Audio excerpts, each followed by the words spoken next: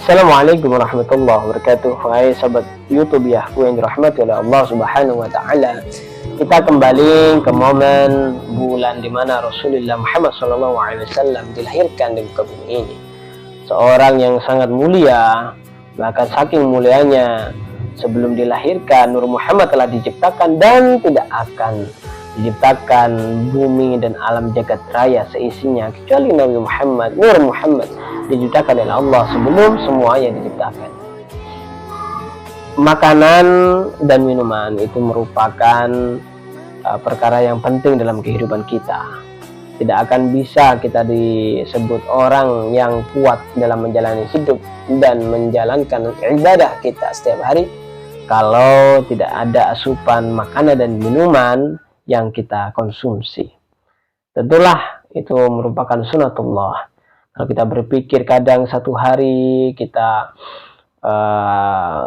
lagi sibuk-sibuknya, kenapa kok tiba-tiba perut lapar di pagi hari harus makan, padahal sibuk sekali.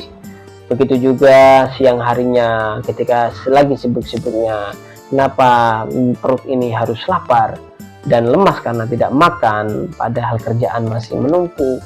Begitu juga malam harinya, waktu istirahat karena pagi dan siangnya telat makan, sunatullah tidak bisa kita langgar dan kita lewati begitu saja wahai kawan.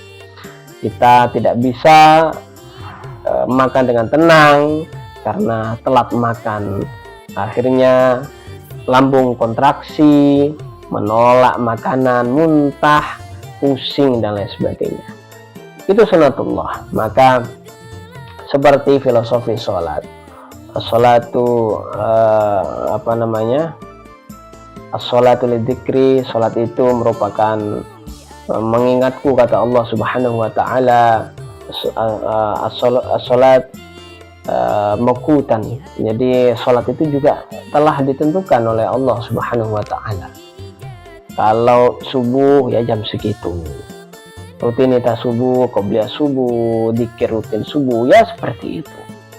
Zuhur juga seperti itu, waktunya ketika matahari berada di atas kepala, bukan di atas kepala ya, di tengah-tengah ketika siang hari matahari terik sampai menjelang asar, matahari waktunya gurub ya, itu waktu asar, dan waktunya seperti itu. Amalan asar juga ada seperti itu.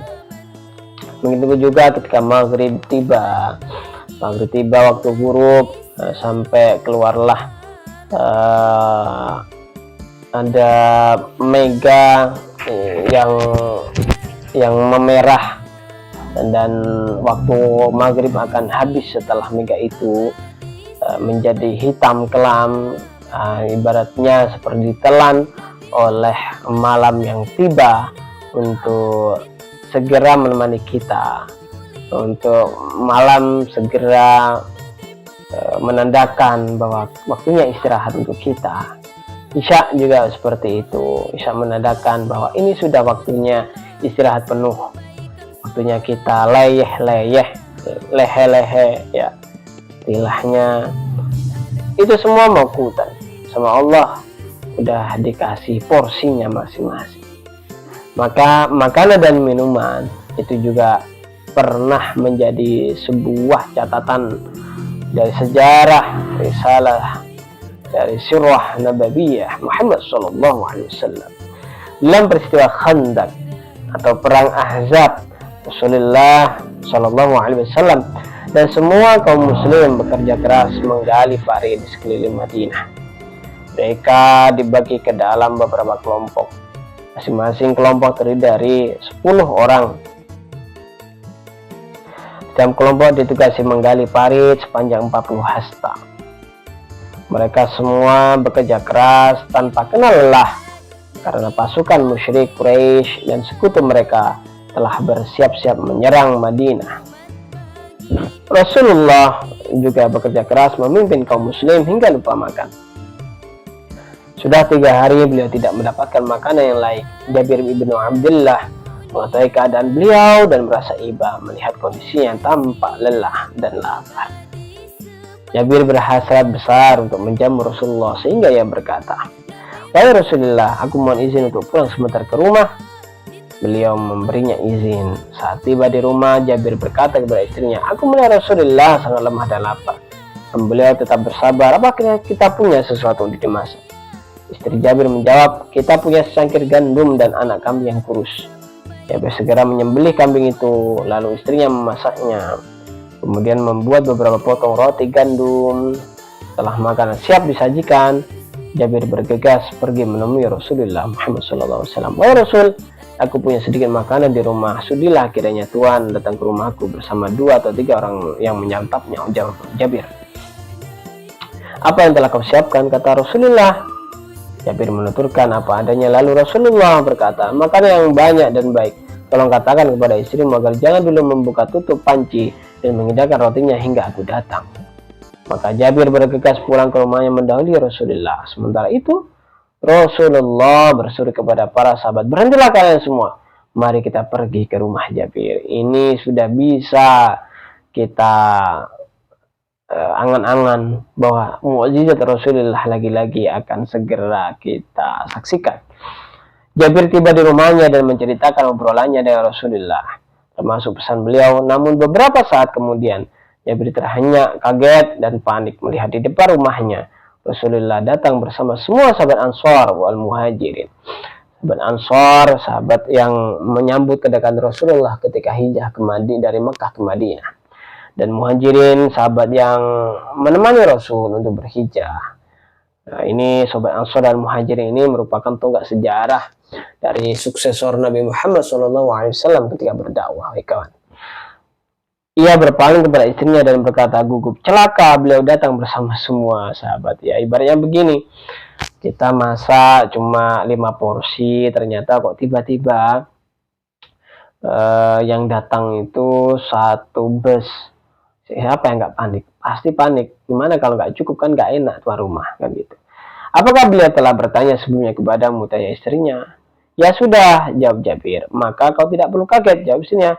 Jabir menyilahkan Rasulullah dan para sahabat di rumahnya. Kemudian Rasulullah SAW membuka tutup panci dan mengambil sesendok masakan daging kambing itu dan mengambil sepotong roti. Lalu para sahabat mengikutinya hingga semua orang yang datang ke rumah Jabir bisa makan dengan kenyang. Setelah semua orang makan, Rasulullah menyuruh istri Jabir untuk makan. Ternyata di panci itu masih tersedia masakan untuk Jabir dan istrinya. Begitu pula rotinya. Masya Allah, subhanallah. Ini merupakan mukjizat yang sangat-sangat luar biasa Allah kasih kepada baginda Muhammad SAW. Dalam kesempatan yang berbeda, Jabir mengunjungi rumah ibunya dan ternyata ibunya telah membuatkan makanan. Ia berkata, "Hai Jabir, pergilah kepada Rasulullah dan undang beliau makan." Maka Jabir bergegas pergi menemui Rasulullah. Ini cerita yang selanjutnya. "Ibuku telah membuatkan makanan dan beliau mengundang Tuhan untuk menyantapnya bersama kami." Rasulullah berpaling kepada para sahabat dan berkata, "Mari kita pergi ke sana." Rasulullah datang diiringi 50 orang sahabatnya. Terjadi lagi. Tadi diundang ke rumah Jabir, sekarang ke ibunya Jabir. Rasulullah mengajak 50 orang sahabatnya menyampaikan kedatangannya. Tiba di tujuan Rasulullah dan para sahabat duduk di depan pintu, kemudian beliau berkata, "Masuklah kalian 10 orang." Kemudian mereka semua makan sampai kenyang.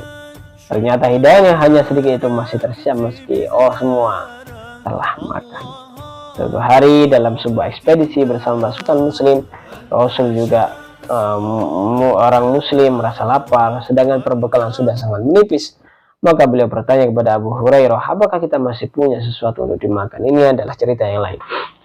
Jadi sesungguhnya kita itu bisanya adalah berikhtiar, karena kita bukanlah orang yang diberikan karamah, karena Rasulullah adalah Nabi Khatam Nabi al-Mursalin. Kalau Nabi, hal yang ajaib dinamakan mukjizat. Kalau setelah Nabi, yaitu orang biasa, alim, ulama, orang yang diberikan mazaya dari Allah Subhanahu wa Ta'ala, dikatakan apa? Dikatakan karamah. Ini juga menjadi catatan kita bersama bahwa semuanya adalah sunatullah. Makan dan minuman adalah sunatullah. Kita berikhtiar untuk mencarinya. Allah yang kasih kecukupannya. mukjizat dari Rasul ini sudah menunjukkan kita bahwa segalanya pasti bisa diatur oleh Allah. Assalamualaikum warahmatullahi wabarakatuh. Subscribe to my channel.